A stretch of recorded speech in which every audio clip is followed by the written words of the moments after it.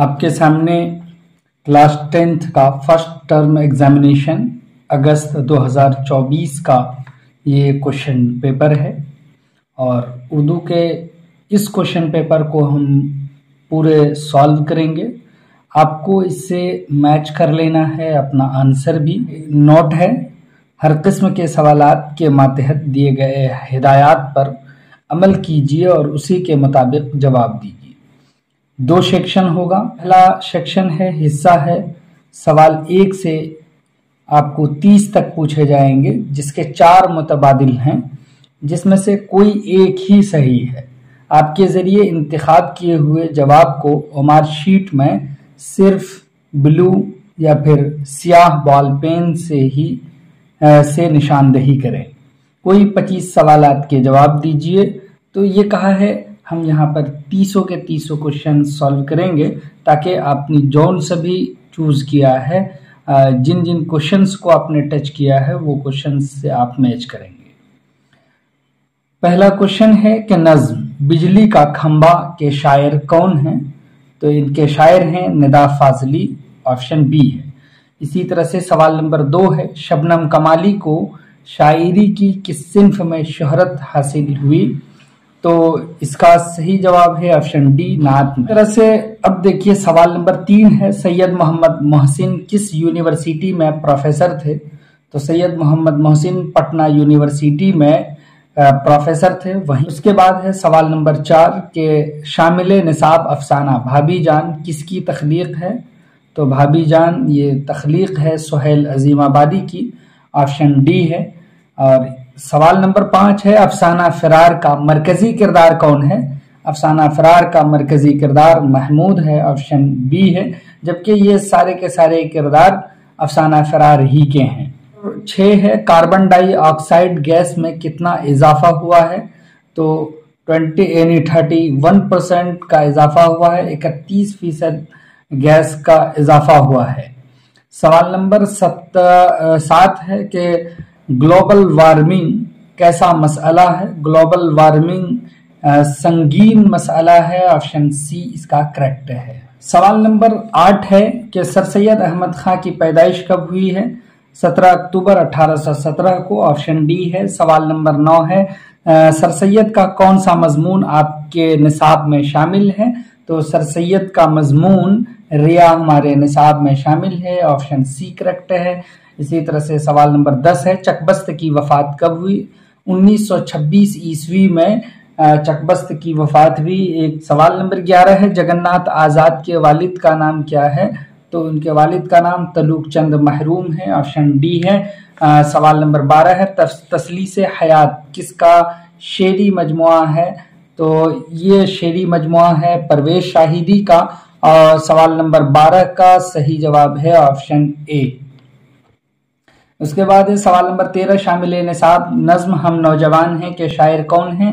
اس کے شاعر ہیں پرویز شاہدی، آپشن ڈی اس کا کریکٹ ہے۔ اسی طرح سے سوال نمبر 14 ہے، غزل کا آخری شعر جس میں شاعر اپنا تخلص استعمال کرتا ہے کیا کہلاتا ہے؟ وہ مقطع کہلاتا ہے، آپشن بی اس کا کریکٹ ہے۔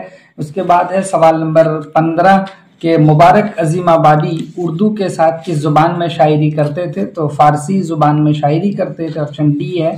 سوال نمبر 16 ہے، غزل عربی قصیدہ کے کس حصے سے ماخوذ ہے؟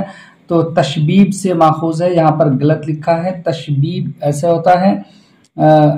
تو آپ یہ یاد رکھیے گا کہ اس کے حصے سے ہی غزل ماخوذ ہے۔ سوال نمبر 17 ہے، غلام کا مؤنث کیا ہے؟ تو لونڈی اس کا مؤنث ہے، آپشن سی۔ سوال نمبر 18 ہے، اکرم نے خط لکھا، اس جملے میں اکرم کیا ہے؟ تو فاعل ہے، آپشن بی کریکٹ ہے۔ سوال نمبر 19 ہے، درج ذیل میں اسم اعلیٰ کی پہچان کریں، اسم اعلیٰ اسم آری، آپشن ڈی ہے۔ سوال نمبر 20 ہے، درج ذیل میں واو مجہول کی نشاندہی کریں، آپشن بی ہے، مور ہے۔ سوال نمبر 21 ہے، بھائی جان کو بار بار جیل کیوں جانا پڑتا تھا؟ سیاست کی وجہ سے، آپشن سی ہے۔ اسی طرح سے سوال نمبر 22 ہے، سر سید کی تعلیم و تربیت کس کی نگرانی میں ہوئی؟ والدہ کی نگرانی میں ہوئی، آپشن بی ہے۔ سوال نمبر 23 ہے، مرزا غالب کی وفات کہاں ہوئی؟ دہلی میں ہوئی، آپشن بی ہے۔ सवाल नंबर 24 है, उर्दू मुअल्ला किसके खतूत का मजमुआ है? तो मिर्जा गालिब के खतूत का मजमुआ है, ऑप्शन सी है। सवाल नंबर 25 है, उर्दू किस तहजीब की जुबान है? तो ये मुश्तरका तहजीब की जुबान है। अब यहाँ से जो सहायक बुक है रोशनी, उससे आपसे पूछा जा रहा है। सवाल नंबर 26 का, शारदा गोपीनाथ की कौन थी? तो उसकी बीवी थी, ऑप्शन सी है। सवाल नंबर 27 है, नज्म वारिस शाह किसकी तख्लीक है? अमृता प्रीतम की, ऑप्शन बी है। सवाल नंबर 28 है, इबादत की जमा क्या होगी? इबादात, ऑप्शन ए है। इसी तरह से सवाल नंबर 29 है कि दर्ज झैल में कौन सा लफ्ज मुज़क्कर है? तो इसमें मुज़क्कर लफ्ज आज़ाद है, ऑप्शन बी इसका करेक्ट है। इसी तरह से सवाल नंबर 30 है, शर्म का मुतरादिफ क्या होगा? तो शर्म का मुतरादिफ है हया, ऑप्शन ए इसका करेक्ट है। अब आपके सामने ये सेक्शन बी है, यानी दूसरा सेक्शन है। इस सेक्शन से आपको जो सवाल पूछे जा रहे हैं वो सब्जेक्टिव के हैं, और 1 नंबर में है कि दर्ज झैल सवालों में से सिर्फ 5 के मुख्तसर जवाब देने हैं, जिसमें आपको जवाब इस तरह से देना है, किसी का भी, यानी 10 है, इनमें से किसी एक को भी छोड़ सकते हैं, किसी 5 को भी आप छोड़ सकते हैं। तो उन 10 के आंसर्स हैं कि कायनात की तख्लीक किसने की है? तो अल्लाह ने इसकी तख्लीक की है, ऑप्शन बी है। रुकैया भाभी को सोने की चूड़ियों को क्यों फरोख्त करवाना पड़ा था? शम्मी की मदद के लिए, ताकि उसका भाई दाखिला फीस दे सके। इसी तरह से सवाल नंबर सी है कि गालिब के खतूत के 2 मजमुओं के नाम लिखिए। उर्दू मुअल्ला और उर्दू हिंदी, उनके 2 खतूत के मजमुए हैं। Option D. अब देखिए कि सवाल नंबर डी है कि चकबस्त का पूरा नाम क्या था? इनका पूरा नाम है पंडित ब्रिज नारायण चकबस्त। ई है सवाल नंबर ई में पूछा जा रहा है, इंडिया गेट की तामीर किसने की? तो इसकी तामीर अंग्रेजों ने की है। गोया के इंडिया गेट अंग्रेजों की तामीर है। और एफ है कि परवेज शाहिदी की पैदाइश कब और कहाँ हुई? 30 सितंबर 1910 ईस्वी को लोधी कटरा पटना सिटी में परवेज शाहिदी की पैदाइश हुई है। जी है कि निदा फाजली ने समाज के किस तबके के मसाइल को अपनी नज़मों में उभारा है? उन्होंने, यानी निदा फाजली ने कमज़ोर और पसमानदा तबके के मसाइल को अपनी तख्लीक़ात या अपनी नज़मों में उभारा है। एच है कि डॉक्टर मोहम्मद मोहसिन किस मौजू पर महारत रखते थे? डॉक्टर सैयद मोहम्मद मोहसिन नफ्सियात के मौजू पर महारत रखते थे। इसी तरह से आई है कि ग्लोबल वार्मिंग क्या है? यह एक संगीन मसला है। कहते हैं तमाज़त अर्जी में तदरीजी इजाफा ग्लोबल वार्मिंग है, या इस तरह से भी कह सकते हैं ज़मीन के दर्जे हरारत में बतदरीज इजाफा ही ग्लोबल वार्मिंग है। उसके बाद है इसमें नकेरा की तारीफ मिसाल करें। आप जानते हैं कि ऐसा इसम जो आम लोगों को बताए उसको, या आम चीज़ों, आम शख्स, या इसी तरह से आम जगहों के बारे में जिससे मालूमात हासिल हो, उसको इसमें नकेरा कहते हैं। उसकी मिसाल आप दे सकते हैं, जैसे कि नदी बोल रहे हैं, इसी तरह से लड़का बोलेंगे, लड़की बोलेंगे, शहर बोलेंगे, ये सब इसमें नकेरा है। मुंदरजा झैल में से किसी 3 सवालों के जवाब दीजिए। तो एक है कि दर्ज झैल उन्वानात में से किसी एक पर मजमून लिखिए। कंप्यूटर की अहमियत, बरसात का मौसम, महात्मा गांधी। इनमें से किसी एक पर भी मजमून लिख देना है, यानी इनके बारे में बता देना है, तो वो आपका सही होगा। इसी तरह से आपको पूछा जा रहा है कि अपने छोटे भाई को एक खत लिखकर तालीम के साथ खेल कूद में हिस्सा लेने की हिदायत कीजिए। उनको खत लिख करके कहना है। यहाँ पर दरखास्त की बात नहीं की है बल्कि खत है, तो खत का फॉर्मेट जो है आप देख लीजिए, हम इससे पहले भी बता चुके हैं। इसके बाद है सी के रुकैया भाभी के मुताल्लिक 10 जुमले तहरीर करें।